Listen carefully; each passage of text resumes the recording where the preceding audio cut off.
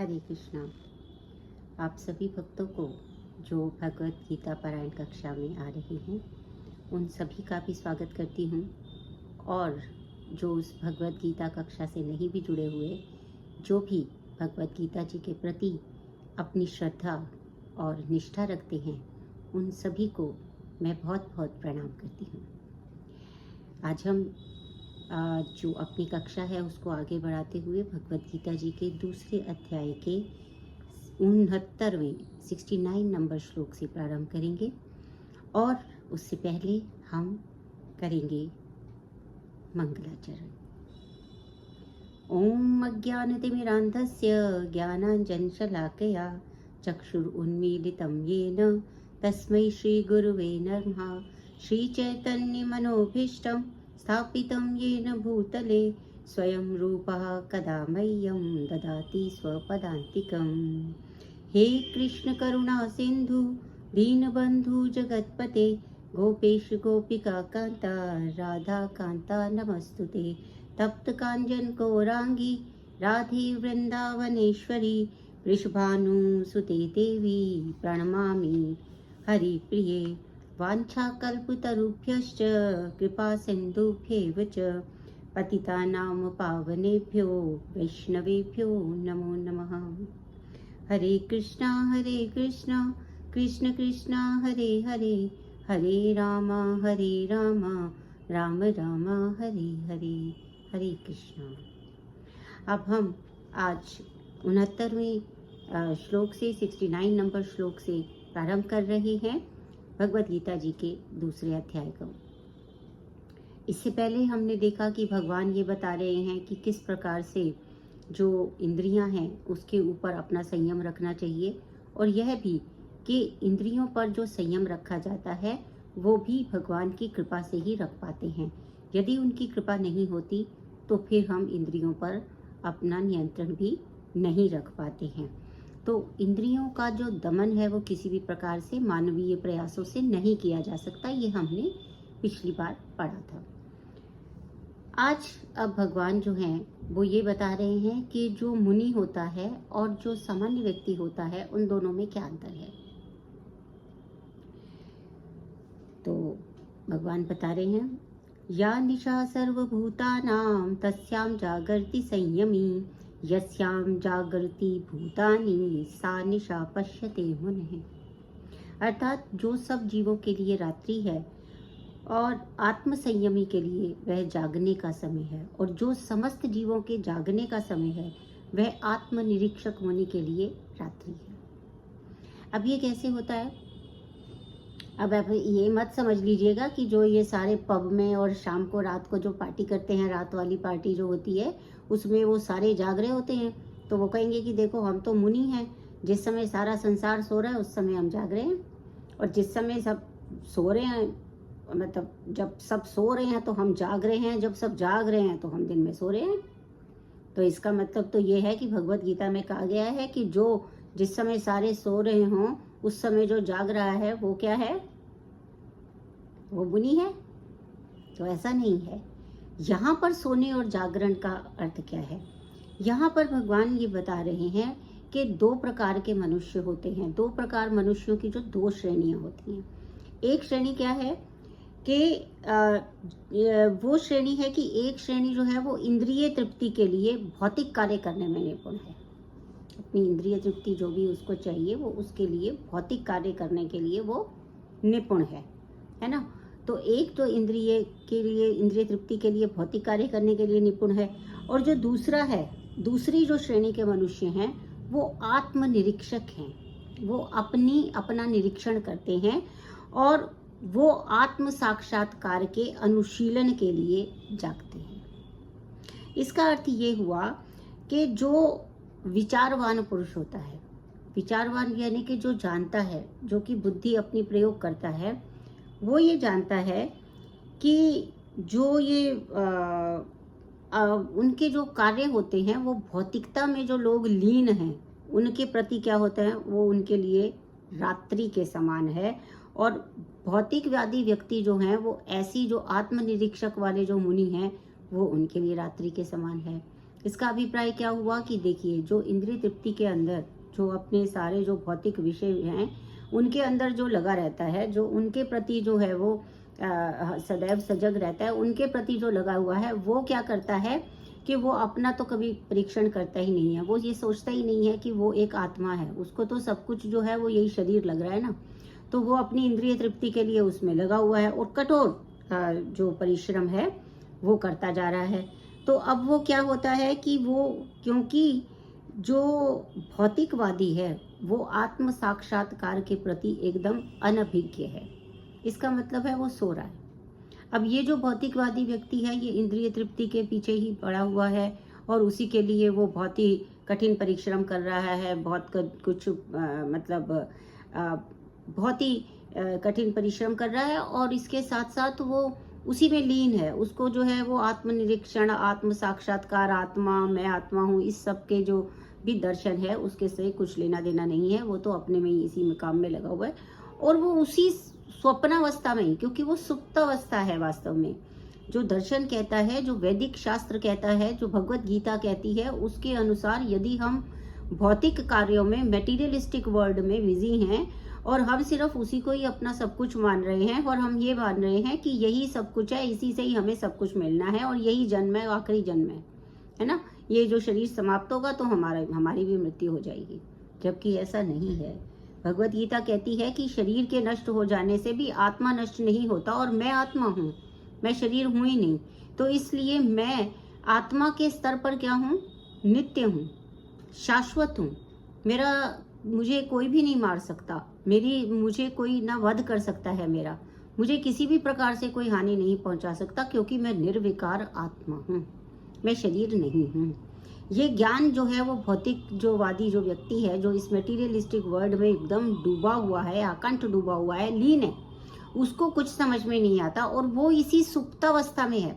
अब स्वप्न कब आते हैं, सुप्तावस्था में। और स्वप्न में आप देखेंगे कि स्वप्न जब आ रहे होते हैं तो स्वप्न में हम कभी कभी बड़े खुश भी हो जाते हैं। किसी स्वप्न में स्विट्जरलैंड घूमने चले जाते हैं, सिंगापुर घूमने चले जाते हैं, पेरिस घूमने चले जाते हैं, है ना। और फिर जब नींद खुलती है तो पता चलता है कहाँ हैं हम, यहीं अपने बेड पे, दिल्ली में, हरियाणा में, पंजाब में, जहाँ भी आप हैं वहीं आप सोचते हैं कि उसी बेड पे हूँ मैं। तो वो जब निद्रा टूट जाती है ना तब पता चलता है। उससे पहले जब तक वो स्वप्न में होता है ना तब तक हम स्वप्न में प्रसन्न भी हो जाते हैं, दुखी भी हो जाते हैं, डर भी जाते हैं, सब कुछ हो जाता है, मर भी जाते कभी कभी स्वप्न में, है ना। तो ये सब कुछ हम करते रहते हैं। तो वो सब क्या है, वैदिक शास्त्र की दृष्टि से, भगवत गीता की दृष्टि से, ये जो भौतिक समान में उलझा हुआ व्यक्ति है, जो इसी संसार को सब कुछ समझ रहा है, जो इस असत को सत समझ रहा है। असत को सत अर्थात ये टेम्परेरी है, ये नश्वर है, इसको वो स्थायी समझ रहा है और इसको स्थायी समझने के कारण ही वो एक ऐसे स्वप्न में लीन है कि ये मेरा है, ये मैंने कमाया है, ये मेरा धन है, ये मेरी सुंदरता है, ये मेरा ऐश्वर्य है। ये सब कुछ जो वो कह रहा है वो वास्तव में क्या है कि वो उस भौतिकता में लीन होने के कारण कह रहा है ना। अब वो भौतिकता में लीन होने के कारण वो सुप्त अवस्था में है। भगवत गीता जी के अनुसार, भगवान कृष्ण के अनुसार, जो भौतिकता में लीन है वो सुप्त अवस्था में। सुप्त अवस्था में क्या होता है, स्वप्न भी आते हैं। तो इसी स्वप्नों में ही वो सुख भी भोग लेता है, कभी सुख का अनुभव करता है, कभी दुख का अनुभव करता है। वास्तविक रूप में ऐसा कुछ होता ही नहीं है। और आत्मनिरीक्षक जो व्यक्ति होता है, जो कि आत्म साक्षात्कार करना चाहता है, जो स्वयं को जानना चाहता है, उसके लिए क्या होता है कि वो इन भौतिक कार्यों से बिल्कुल निर्विकार रहता है। अर्थात जिस समय भौतिकवादी लोग अपनी इन लालच में, लोभ में, भय में और सब में डूबे हुए हैं, लीन हो रखे हैं, बिना बात के कठिन परिश्रम कर रहे हैं जिसका कोई लाभ नहीं होने वाला है, ऐसे जो व्यक्ति हैं उनके प्रति अनभिज्ञता, यानी वो उसे सुप्त अवस्था मानता है। और जागृत अवस्था कौन सी है, जिसमें हम आत्म साक्षात्कार करते हैं। आत्म साक्षात्कार का अर्थ क्या है कि हमें यह पक्का पता चल जाता है कि हम भगवान के शाश्वत अंश हैं, ये जीव भगवान का शाश्वत अंश है और इसका भौतिक वस्तुएं या भौतिक इंद्रिय तृप्ति से कुछ भी लेना देना नहीं है। इसका तो कार्य जो है, ये जो मनुष्य के रूप में भोग शरीर मिला है उसका उपयोग करके अपने पूर्व जन्म के जो कर्म किए हुए हैं उसको भोग भी ले और आने वाले जन्म के लिए वो शाश्वत भगवत धाम के लिए जा सके। यही उसकी उपयोगिता है, यही आत्म साक्षात्कार है। तो जो ऐसा व्यक्ति है वो साक्षात्कार है। तो ये जो सारे भौतिक लोग अपनी भौतिकता में डूबे हुए हैं, ये सब सो रहे हैं। या निशा सर्वभूतानां, सभी प्राणियों के लिए जो रात है। अब जो ये मुनि है, तस्याम जागर्ति संयमी, उसमें ही संयमी जो है वो जागता है। संयमी कौन है? जिसने अपनी इंद्रियों को अपने वश में कर लिया है। और इंद्रियों को वश में करने का एक ही उपाय है, वो है कृष्ण भावनामृत, अर्थात अपने सभी कार्यों को भगवान कृष्ण के प्रति समर्पित कर देना। सॉरी। तो इस प्रकार से इसका जो है हम व्याख्या करते हैं। अगले श्लोक पे बढ़ते हैं।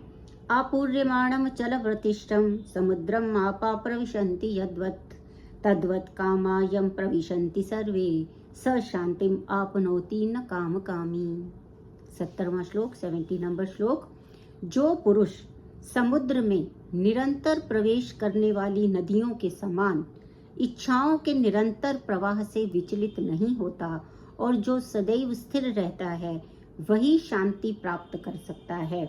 वह नहीं जो ऐसी इच्छाओं को तुष्ट करने की चेष्टा रखता हो।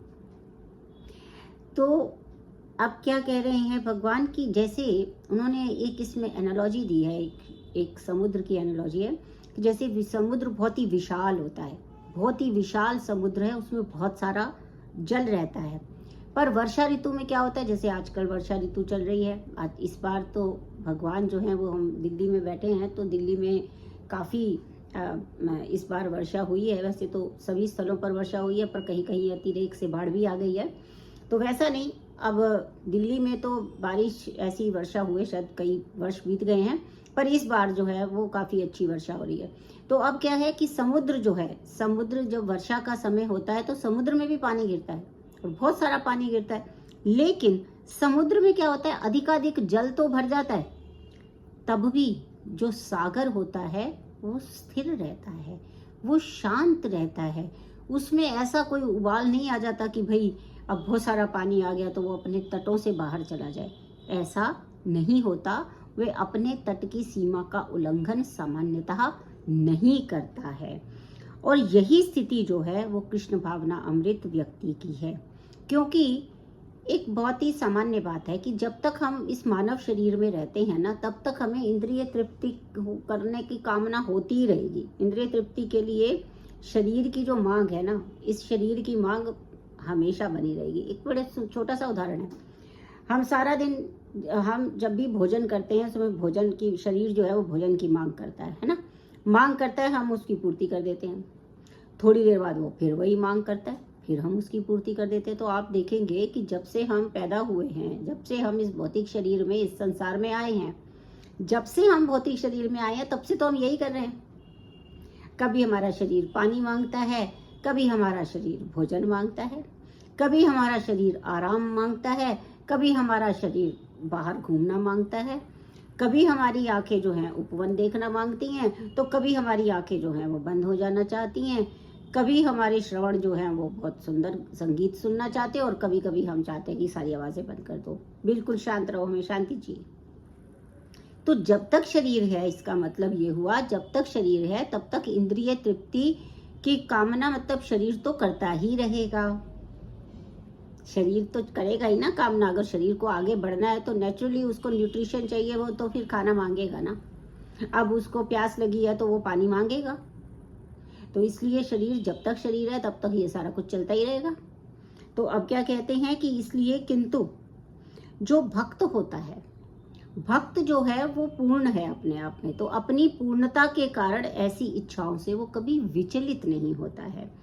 कृष्ण भावना भावित व्यक्ति को किसी भी वस्तु की आवश्यकता प्रतीत नहीं होती क्योंकि उसकी सारी आवश्यकताएं भगवान स्वयं ही पूरी करते रहते हैं, है ना। अब जैसे हम कई ऋषि मुनियों का उदाहरण देखते हैं कि भाई वो इतने इतने साल वनों में रहे, उन्होंने तपस्या की, वो ऐसे रहे, उन्होंने जल भी नहीं लिया, उन्होंने पत्ते खाए, ऐसे रहे। तो ये कैसे रह लिया? क्योंकि जो भक्त बन जाता है, एक बार जो भक्त हो जाता है, उसको जो है अपनी आवश्यकताओं की पूर्ति करने की कोई आवश्यकता नहीं, क्योंकि अब वो शरीर से अपने आप को डिसोसिएट कर चुका है ना। भक्त जो है वो अपने आप को इस शरीर से डिसोसिएट कर चुका है, माइंड मेंटली डिसोसिएट कर चुका है, अपने मन से वो इससे दूर हो चुका है कि ये शरीर तो मेरा है ही नहीं, ये शरीर तो ऐसे ही है, नश्वर है, ये तो भोग के लिए मिला हुआ है, बाकी तो मेरी जो कुछ भी है आत्मा है। और इस आत्मा को, इस जीव को कहाँ लगना चाहिए? किसी सांसारिक में नहीं लगना चाहिए। इसको, शरीर को कहाँ लगना चाहिए? इसे लगना चाहिए भगवान के चरणों में, भगवान की छवि में, भगवान के दर्शन में, भगवान की सेवा में। मुझे यहीं लगना है। जीव को ये पता चल गया है कि मुझे यहीं लगना है, तो उसका शरीर के साथ में एक तरीके से मन से वो अलग हो चुका है। तो इसलिए उसकी कोई, जब मन से वो अलग हो गया तो शरीर कोई मांग ही नहीं करता, क्योंकि ये जो शरीर है, ये जो इंद्रियां हैं, ये मन के कहने पे ही तो चलती हैं। मन जो जो करता है, चाहे जो कहता है, वो वही करते रहती हैं इंद्रियां। तो मन ने तो डिसोसिएट कर लिया खुद को। जब मन ने डिसोसिएट कर लिया इसको, इस शरीर से, तो शरीर में होने वाले कोई भाव ही नहीं है। शरीर में पीड़ा हो रही है कि शरीर में प्रसन्नता हो रही है, उसको लेना देना नहीं है ना। तो ये हो रहा है, तो उसकी सारी आवश्यकताएं भगवान ही पूरी कर देते हैं, उसको कुछ करने की जो है जरूरत ही नहीं है। तो जैसे जितनी भी सारी इच्छाएं हैं वो एक प्रकार से क्या है, नदियां हैं, है ना। तो समुद्र में आप देखेंगे कितनी ही नदियां आकर अंतिम रूप में कहाँ जाके मिलती हैं, वो सागर से, है ना। जो सारी नदियां हैं वो कहाँ जाके मिल जाती हैं, सागर में मिल जाती हैं। तो ये नदियां जो हैं ये उच्छृंखल हैं, ये उच्छृंखल हैं, ये तो इधर उधर भागती हैं, यहाँ से जाती हैं, वहां से जाती हैं, वहां से जाती हैं। सागर स्थिर है, और ये इंद्रियां भाग भाग के इधर उधर से भाग के फिर सागर में आ जाती हैं। उसी प्रकार से, और वो सागर नदियों के आने से बिल्कुल भी रंच मात्र भी विचलित नहीं होता है। इसी प्रकार से जो कृष्ण भावना भावित मनुष्य है, अर्थात जिसने अपनी इंद्रियों को कृष्ण की सेवा में लगा दिया है, वो जितनी भी इंद्रिय तृप्ति की चीजें आती रहे, वो समुद्र है, उसमें वो आती है, वो विचलित नहीं होता, स्थिर रहता है। आ रही है, ऐसा नहीं है कि रोक रहा है उनको। क्योंकि यदि हम बलात् कोई अपनी, जो हमने पहले भी बताया है कि यदि कोई व्यक्ति बलपूर्वक अपनी इंद्रियों को रोकता है, यदि कोई व्यक्ति बलपूर्वक अपनी इंद्रियों को रोक रहा है, तो क्या होगा? तो बलपूर्वक रोकने से क्या होगा कि वो, उसका मन तो करता रहेगा कि मैं मिठाई खा लूं, मन तो करता रहेगा कि मैं ये कर लूं, वो कर लूं, पर वो कर नहीं रहा। क्यों? क्योंकि उसने कहा है कि नहीं, मैं तो जो है वो संयमी हो गया हूँ, मैं तो विरक्त हो गया हूँ, मैं तो इसकी तरफ जाता ही नहीं हूँ। ना, ये क्या है? इसे भगवान मिथ्याचार कहते हैं, आगे बताएंगे। और भी मिथ्याचार, और मैंने पहले भी कहा था कि फल्गु विरक्ति है, जो प्रपंच में डूबी हुई रहती है। इसे प्रपंच कहते हैं, इसे छलावा कहते हैं, इसे झूठ कहते हैं। ये कैसा झूठ है? जो हम स्वयं से बोल रहे हैं। अगर हम अपनी इंद्रियों को बलात् रोक रहे हैं, हमारा मन तो कर रहा है कि हम डांस पार्टी में जाएं, लेकिन हम बलात् अपने आप को कह रहे नहीं, हम नहीं जाते, हम तो ऐसे हैं ही नहीं, हमने तो अपनी इंद्रियों के ऊपर पूरा नियंत्रण रखा हुआ, मैं नहीं जाना। लेकिन जब वो भक्ति भी कर रहा है तो उसका मन कहाँ है? उसी डांस पार्टी में है, उसी शादी पार्टी में है जिसमें वो गया नहीं। तो ये वाली जो बात है, ये क्या है? ये फल्गु वैराग्य है, ये विरक्ति बेकार है, इसका कोई मतलब नहीं है। तो इसलिए उसे मिथ्याचार भी कहा है, क्योंकि वो मिथ्या है, वो झूठ है। वो झूठ किसको बोला जा रहा है? स्वर्ग। और मैं कौन हूं? तो इस तरह से ये इच्छाएं होती हुई भी, इंद्रिय तृप्ति इच्छाएं हैं, लेकिन वो इंद्रिय तृप्ति की तरफ उन्मुख होता ही नहीं, है ना, क्योंकि वो समुद्र की भांति शांत और स्थिर है। तो फिर इसलिए भौतिक समस्याओं का, तो फिर सफलताओं का कहना ही क्या? सफलता असफलता कोई मीनिंग नहीं है ना उसका, क्योंकि जिसे ये भौतिक संसार सफलता मान रहा है, जिसे ये भौतिक संसार सफलता मान रहा है, वो भक्त के लिए कुछ है ही नहीं, है ना। जिसे ये सफलता मान रहा है वो भक्त के लिए कुछ भी नहीं है। तो बहुत इनमें इससे उन्हें कभी शांति नहीं मिल पाती। तो 3 प्रकार के लोग हैं। देखो 3 प्रकार के लोग कौन से हैं? एक होता है कर्मी, ठीक है, एक होता है मुमुक्षु, और एक होता है सिद्धि प्राप्त करे, योगी सिद्धि, योग को ऐसा योगी जो सिद्धि प्राप्त करना चाहता है। देखिए 3 प्रकार के लोग हैं। कौन से जो हैं यहाँ पर 3 प्रकार के लोग हैं, जिसमें कि एक है कर्मी। कर्मी वो है जो कि सकाम कर्म करता है। कर्मी कौन है? जो कर्म कर रहा है, जो सकाम कर्म कर रहा है। जैसे मैंने आपको बताया कि वो भौतिक तृप्ति के लिए अपना कठिन परिश्रम कर रहा है, वो कहता है कर्मी पूजा है। आपने बहुत बार सुना होगा, है ना, वर्क इज वर्शिप, कर्मी पूजा है। कर्म कर रहा हूँ मैं अपना, पूरा सही से कर रहा हूँ, बहुत मैं अपनी मेहनत करता हूँ, अपना पैसा कमाता हूँ, उससे अपने घर का पालन पोषण करता हूँ, अपने बच्चों को पालता हूँ। भाई मैं इतनी निष्ठा से तो काम कर रहा हूँ, मैं कोई बेईमानी थोड़ी ना कर रहा हूँ। लेकिन अब उसके बदले में मुझे धन तो चाहिए ना। जब मैं इतनी मेहनत कर रहा हूँ तो मुझे धन चाहिए। अब जब धन मिल गया तो उसको मुझे संभालना भी है। तो फिर उसकी चिंता लग गई कि ये जो मैंने धन कमाया है ये कहीं व्यर्थ ना हो जाए, नष्ट ना हो जाए, कोई दूसरा ना ले जाए, चोरी ना हो जाए, किसी को पता ना चल जाए, टैक्स भरना पड़ेगा है कि नहीं? टैक्स भी तो नहीं देना। तो करना क्या है? हमें उसको अपने पास रखना है। किसके लिए? इस शरीर के लिए, इस शरीर से संबंधित और शरीरों के संबंध के लिए, और शरीर से संबंधित और शरीरों के लिए। आत्मा के लिए तो कुछ कर ही नहीं रहे, जो कुछ भी कर रहे हैं शरीर के लिए कर रहे हैं, है ना। तो ये जो कर्मी है, ये जो कर्मी है, ये कभी भी शांति को प्राप्त नहीं कर सकता। क्योंकि मैंने बताया ना, एक तो पहले वो शांति को प्राप्त इसलिए नहीं कर सकता क्योंकि वो शांति से बैठता ही नहीं है। उसको तो भागना है, सुबह भागना है, शाम भागना है, रात भागना है। क्यों भागना है? तो पैसा कमाना है, धन अर्जित करना है ना, और फिर उसको संभालना है, फिर उसको छुपाना है। ये सारे काम करता रहता है ना, तो वो शांति कब मिलेगी? उसको शांति नहीं मिलेगी कभी भी, है ना। और यदि मान लीजिए किसी दिन नहीं कमा पाया तो और चिंता, मैं तो कमा ही नहीं पा रहा, अब मैं क्या करूँगा, अब तो मैं बिल्कुल गरीब हो जाऊंगा, क्या क्या करूंगा। तो वो चिंता में डूबा रहता है, वो सुख रहता है। दूसरा है मुमुक्षु। मुमुक्षु कौन है?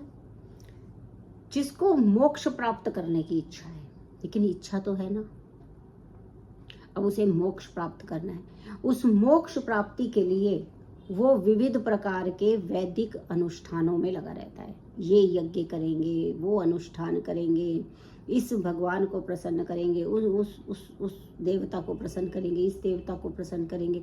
और सबसे बड़ी बात क्या है कि वो अपने विवेक में ये भूल गया है कि देवता और भगवान दोनों में अंतर है ना।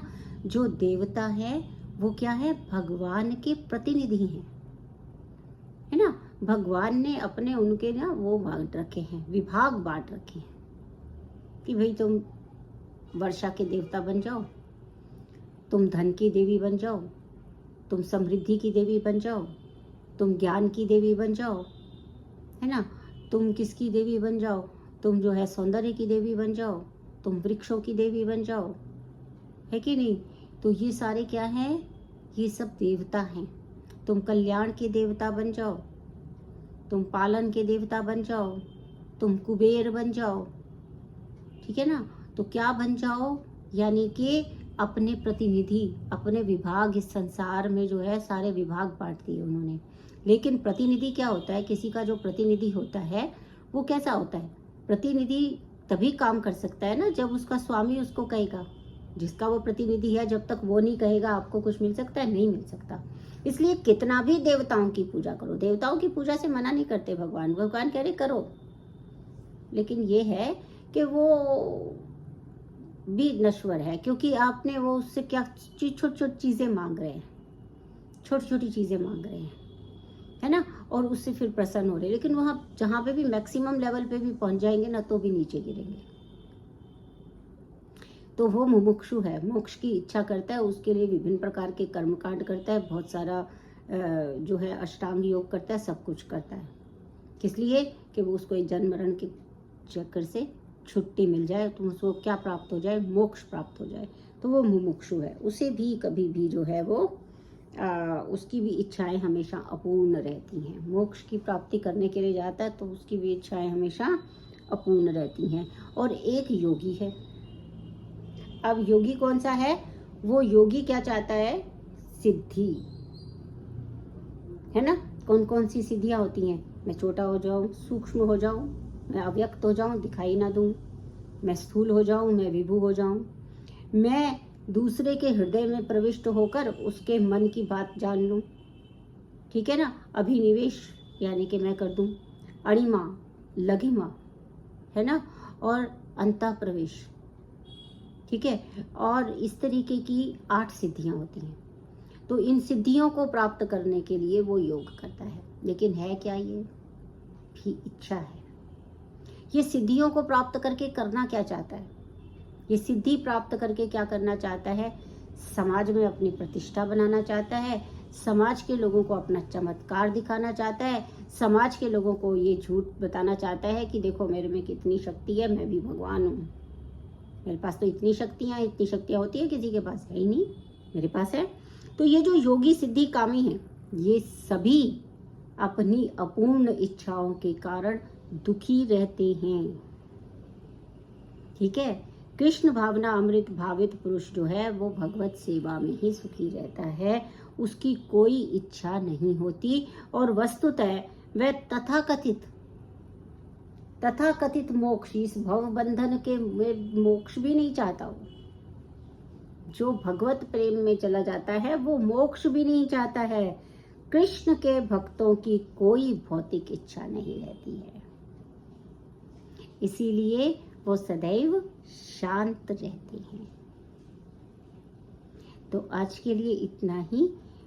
हम जो है अगले श्लोक पर अगली कक्षा में उनका उस श्लोक का पारायण करेंगे और उसकी व्याख्या करने का प्रयास करेंगे। आप सब मेरे साथ जुड़े और आप इस यात्रा में मेरे साथ हैं। मैं हर बार आप लोगों को इसी बात के लिए धन्यवाद देती हूँ और मैं आपका सतत आभारी रहूँगी। मैं आपका ये आपके जो ऋण से कभी भी मुक्त नहीं हो पाऊँगी, क्योंकि आपने इस यात्रा में मेरे साथ सम्मिलित होकर मेरे ऊपर बहुत बड़ा उपकार किया है। मैं आप सबकी आभारी रहूँगी। हरे कृष्णा।